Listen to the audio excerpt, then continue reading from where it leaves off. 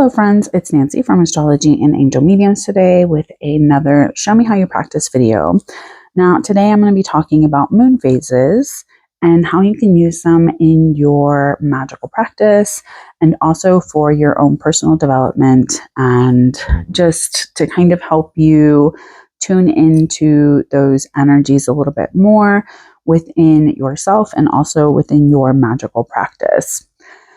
So when we talk about the moon phases, I think a lot of people have an understanding of like the new moon and the full moon. But that's only just a portion of how many different phases there are throughout a lunar cycle. And one of the things that for me that I have discovered over the years is being aware of, yes, those significant moon phases, but then also seeing how some of the other phases also affect me, as well as being a little bit more aware of how to utilize that energy when it's there. So I'm going to talk about a couple of books that I think are great in understanding this. And I'm going to kind of go all over the place with this. So I had talked about astrology and just kind of like basics on my previous video that I had done talking about it. And one of the things that came up was Understanding Your Moon Sign. This is a really good book for just focusing on the moon sign. Now, there are so many astrological based books out there, but if you're just looking for just the specific signs, I would recommend finding a book that really just goes really deep into that actual planetary significance and then also really focuses on what that means. So in this book by Annabelle Gatt, it really talks about each of the individual signs, and it really talks about what that means for you in so many different ways, as well as like kind of going deeper into that energy and understanding that a little bit more. So for me, I'm personally a Cancer moon, and having an understanding of that has allowed me to see why I have perhaps a deeper affinity with the moon phases, as well as being more aware of when certain moon phases may possibly affect me. So having something like this to kind of guide you and kind of help you understand how your personal moon sign may be affected by relationships, career, families, just external things that may happen, it's really beneficial to have like oh, okay, I see why I am drawn to doing this, or I see why this is something that like spoke to me a little bit more, or whatever. So when we talk about the moon phases, which is what I really want to focus on today, is this book by Marcella Kroll. It's called Priestess. It's a great like grimoire style book. But here we have the moon phases. So the new moon is when the moon is dark. It's when we can't see it. Then we have the waxing crescent. We have the first quarter. We have waxing gibbous. The full moon. So see, that's like, 4 or 5, the fifth phase in an actual lunar calendar. Then we have waning gibbous, the last quarter, and then waning crescent. And all of these moon phases are significant and can help us do different things and focus on different things. A lot of people have an understanding that the new moon is great for planting the seeds that we want to do. The full moon can be great for illuminating certain aspects or certain things in our lives. And then when we kind of add in the astrological element as well, that can also give us some clarity as to what we should be focusing on. Now, the way that I use these phases in my own personal practice is I like to journal. And I've shown you guys these journals before. So I will kind of like take some time out and kind of write a little bit of whatever's going on. At this time for me, I have had journals for a long time. I'll just kind of go through.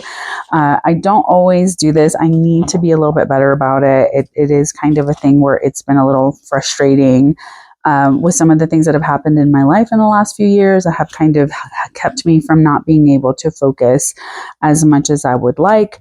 But journaling helps me have something to kind of come back and revisit, whether it's I talk about what my intentions are, I talk about what's been going on.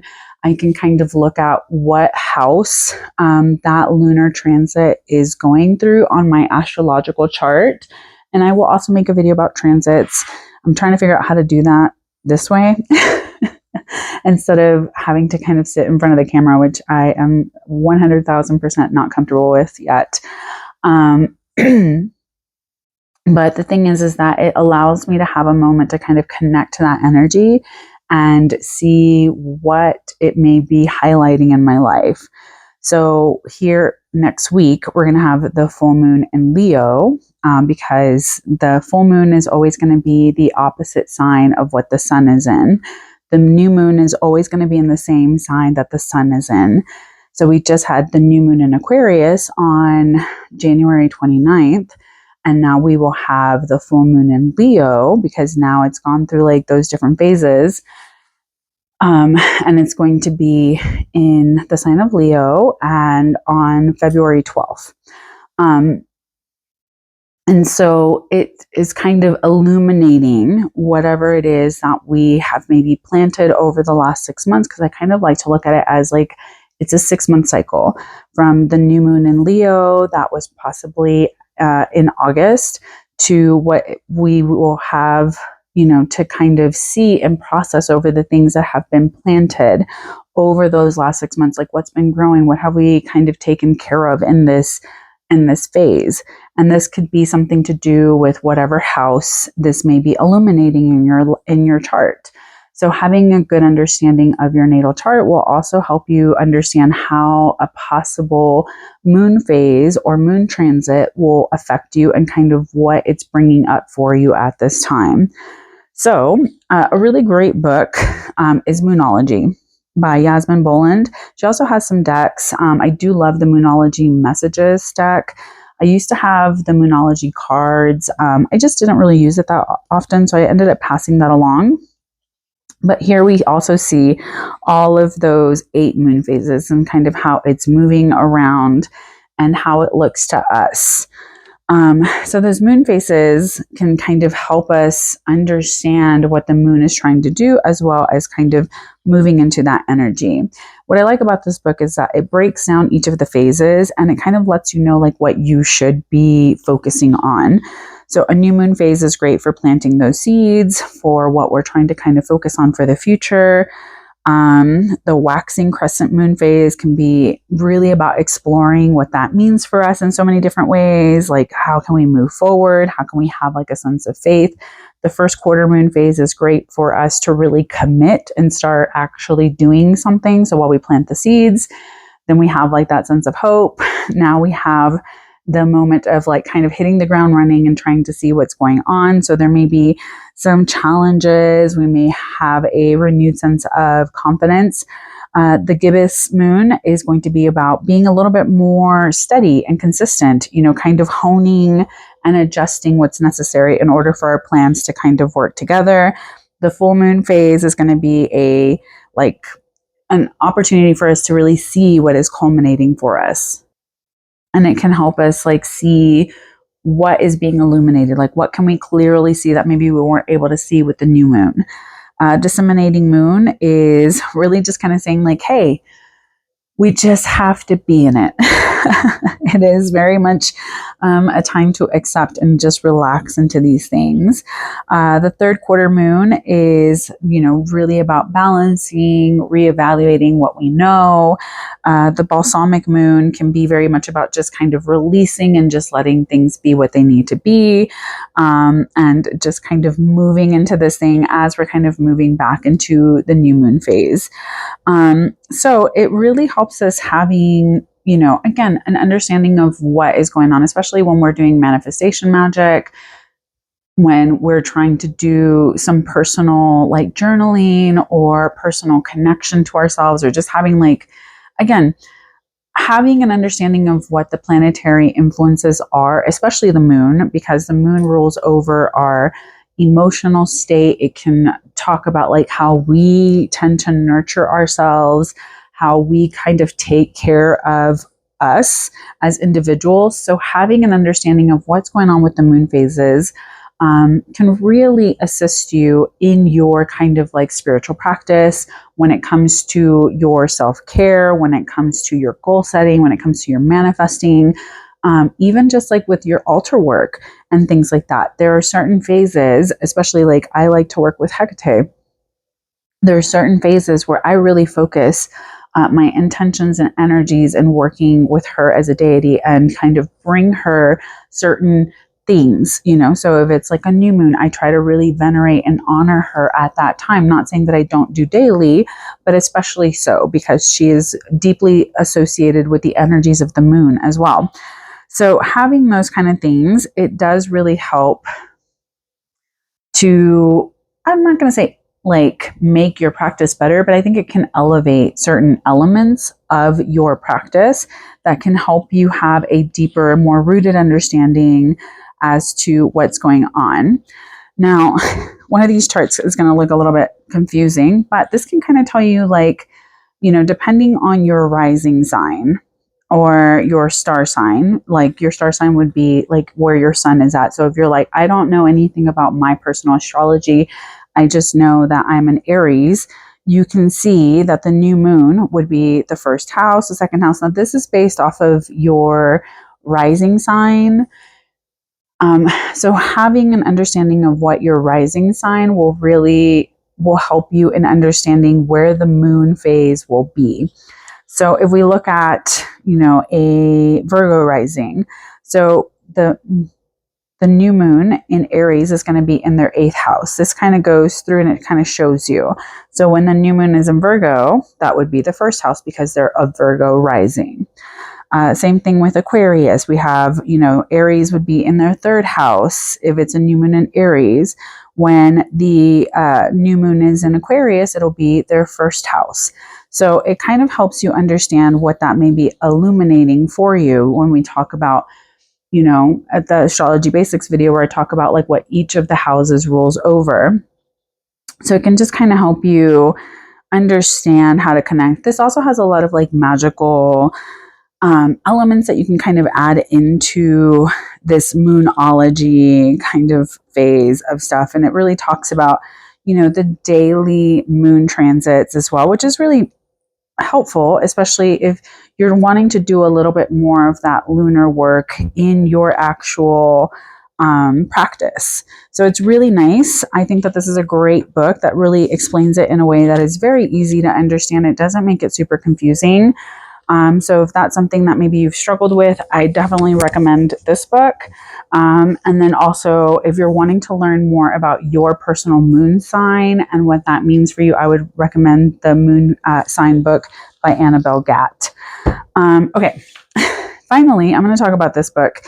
This one's a little bit more advanced. I will say it can feel a little bit more like you're having to do a little bit more math with this, but it shows you how to do it. And so it just kind of shows you what it means. So this is, if you're like someone that's like, oh, I understand, you know, what it means, blah, blah, blah. And you're wanting a little bit more of a deeper practice to kind of dive into, this book is great. It is extremely like high level kind of understanding of astrology and the moon phases. It is a very deep dive into each of the moon phases, and then also giving you like an understanding of each of the signs and how it affects each of those signs. So if that's what you're looking for, I recommend this book. I'm not going to talk about it too much just because it is a little bit more like